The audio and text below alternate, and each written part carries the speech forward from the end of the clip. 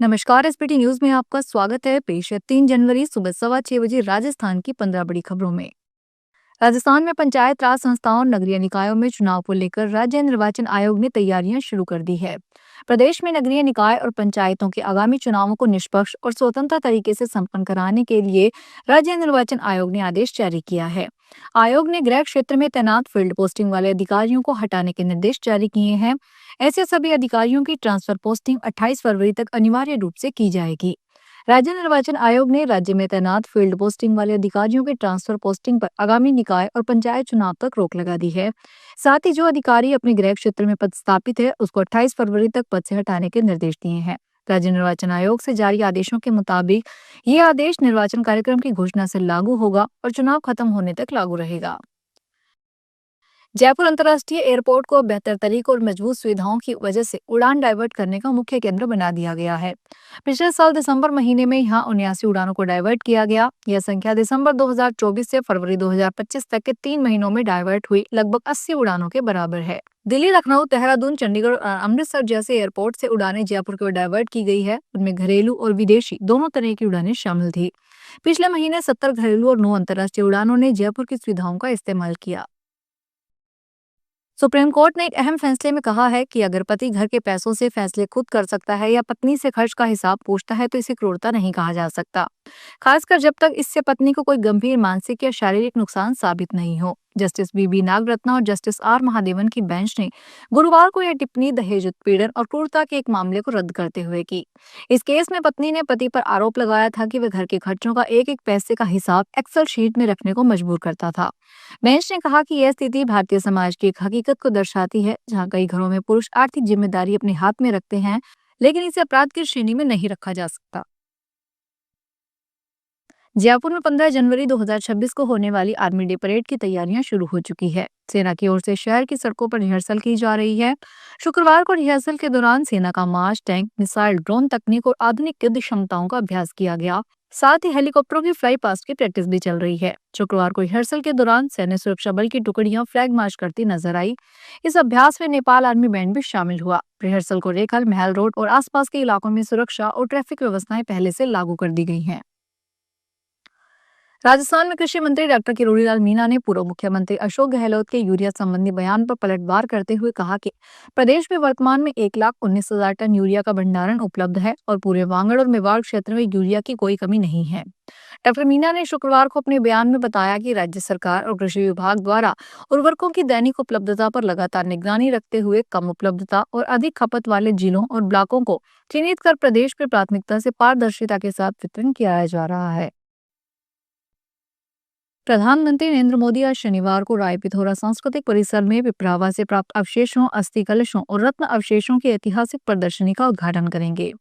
संस्कृति मंत्रालय इस प्रदर्शनी का आयोजन कर रहा है और यह ऐतिहासिक प्रदर्शनी 127 वर्षों बाद वापस लाए गए भगवान बुद्ध के पिपरावा रत्न अवशेषों को फिर से दुनिया को दिखाने के लिए तैयार है।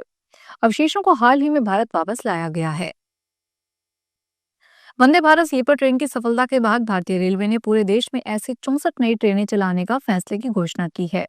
इससे राजस्थान के रेल जोन को उम्मीद है कि राज्य को भी 1 या 2 ऐसी शानदार लंबी दूरी की ट्रेनें मिल सकती है। रेलवे अधिकारी और यात्री दोनों बहुत खुश हैं, क्योंकि स्लीपर वंदे भारत रात की यात्रा को बहुत बेहतर बना देगी। उत्तर पश्चिमी रेलवे के सूत्रों के मुताबिक अभी सबसे मजबूत प्रस्ताव दिल्ली से अहमदाबाद तक वंदे भारत स्लीपर ट्रेन का है। यह ट्रेन जयपुर और अजमेर होकर चल सकती है। जयपुर के खनन कारोबारी से गैंगस्टर रोहित गोदारा की गैंग ने 5 करोड़ रुपए की फिरौती मांगी है। व्हाट्सएप कॉल और वॉइस नोट भेजकर कारोबारी को धमकाया गया है। गैंग ने धमकी देते हुए कहा, अगर पैसे नहीं दिए गए तो जान से हाथ धो बैठोगे। बदमाशों ने परिवार को भी जान से मारने की धमकी दी है। खनन कारोबारी ने अशोकनगर थाने में मामला दर्ज करवाया है। पुलिस ने मामले के आधार पर जांच शुरू कर दी है। अशोकनगर थाने के एसआई राजकुमार ने कहा, शिकायत मिलते ही एफआईआर दर्ज कर ली गई है। व्हाट्सएप कॉल और वॉइस नोट के आधार पर आगे की जांच कर रहे हैं। प्रवर्तन निदेशालय के जालंधर क्षेत्रीय कार्यालय ने शुक्रवार को कहा कि उसने हाल ही में अर्पित राठौड़ के परिसर में तलाशी अभियान चलाया, जिसे एसपी ओसवाल के डिजिटल अरेस्ट मामले से संबंधित धन शोधन जांच मामले में तलाशी के दौरान गिरफ्तार किया गया। अधिकारियों ने कहा कि तलाशी के दौरान आपत्तिजनक रिकॉर्ड, डिजिटल उपकरण और 14 लाख रुपए नकदी जब्त की गई। ईडी ने लुधियाना के साइबर अपराध पुलिस स्टेशन में बीएनएस 2023 के अंतर्गत दर्ज एफआईआर के आधार पर पीएमएलए जांच शुरू की है। जयपुर में 4 जनवरी को जगत गुरु शंकराचार्य वासुदेवानंद सरस्वती आएंगे। ब्राह्मण समाज स्नेह मिलन और पोषवड़ा महोत्सव के आयोजन में वे मुख्य अतिथि रहेंगे। कार्यक्रम एंटरटेनमेंट पैराडाइज जवाहर सर्कल में दोपहर 3 से रात 9 बजे तक चलेगा। आयोजन में देश भर से ब्राह्मण समाज के लोग शामिल होंगे। वहीं बड़ी संख्या में विप्र समाज के प्रतिनिधियों को भी बुलाया गया है। कार्यक्रम में समाज से जुड़े धार्मिक, सांस्कृतिक और सामाजिक विषयों पर चर्चा होगी। आयोजक के अनुसार कार्यक्रम में 20 से 25,000 लोगों के शामिल होने की संभावना है।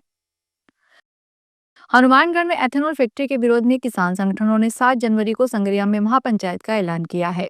किसान नेताओं ने शुक्रवार को जंक्शन स्थित गुरुद्वारा सिंह सभा के दौरान यह जानकारी दी। माकपा नेता मंगेश चौधरी ने बताया कि राठीखेड़ा की एथेनॉल फैक्ट्री का एमओयू रद्द होने के लिखित आदेश जारी होने तक आंदोलन जारी रहेगा।